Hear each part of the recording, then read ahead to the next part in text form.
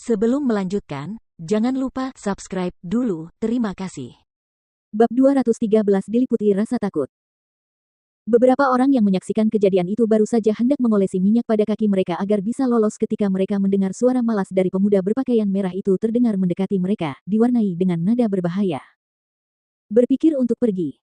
Langkah-langkah kelompok itu goyah, ekspresi di wajah mereka membeku. Mungkin kekejaman yang kuat dari pemuda berpakaian merah itu telah membuat mereka takut atau mungkin karena kekuatannya yang dalam dan tak terlihat yang telah mengguncang mereka, tetapi itu membuat mereka semua tidak mau menjadikan orang itu musuh. Karena naluri mereka mengatakan, jika mereka menjadi musuh pemuda berpakaian merah, mereka pasti akan mati dengan mengerikan. Fatih masih agak linglung, tidak mampu bereaksi terhadap perubahan skenario yang tiba-tiba dan sangat mendadak ini. Bukankah mereka seharusnya segera memikirkan cara untuk melarikan diri? Bagaimana bisa pihak lain malah berpikir untuk melarikan diri?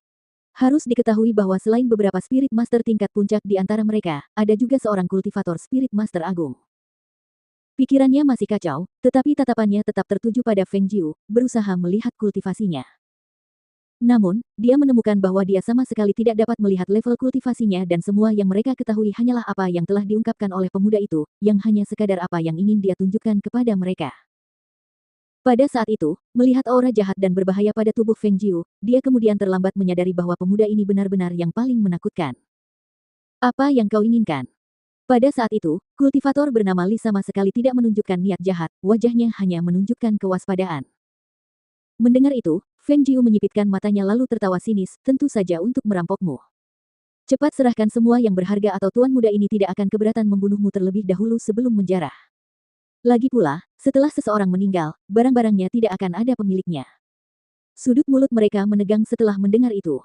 Mereka telah mengucapkan kata-kata itu sebelumnya dan sekarang mereka mendengarnya keluar dari mulut pemuda ini.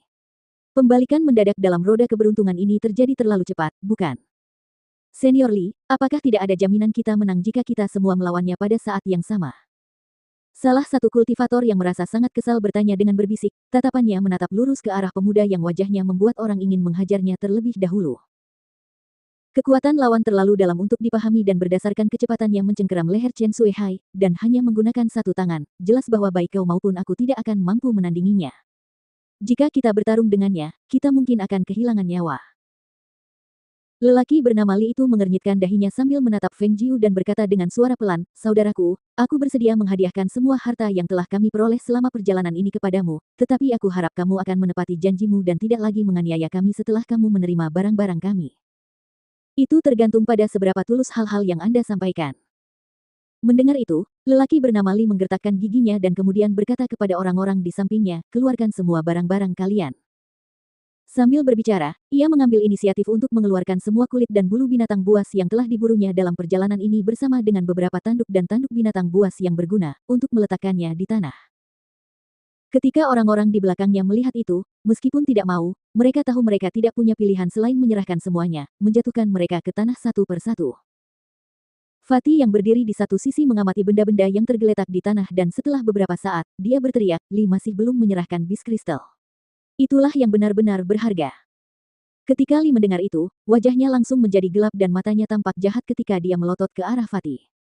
Pada akhirnya, di bawah tatapan Feng Jiu yang diwarnai dengan kegembiraan samar yang tak terlihat, hati Li hampir hancur saat dia mengeluarkan dua kristal binatang dan meletakkannya di tanah.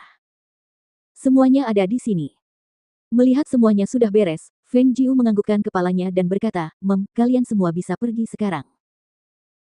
Beberapa di antara mereka menatap penuh kerinduan pada tumpukan barang di tanah dan kemudian memaksakan diri mengalihkan pandangan untuk meninggalkan tempat itu secepat cahaya.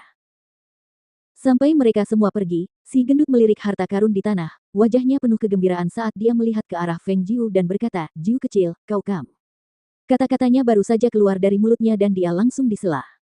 "Wah, aku hampir mati ketakutan." Kaki Feng Jiu lemas dan dia terjatuh ke belakang dan duduk di tanah sambil menepuk-nepuk dadanya, tampak seperti sedang diliputi ketakutan.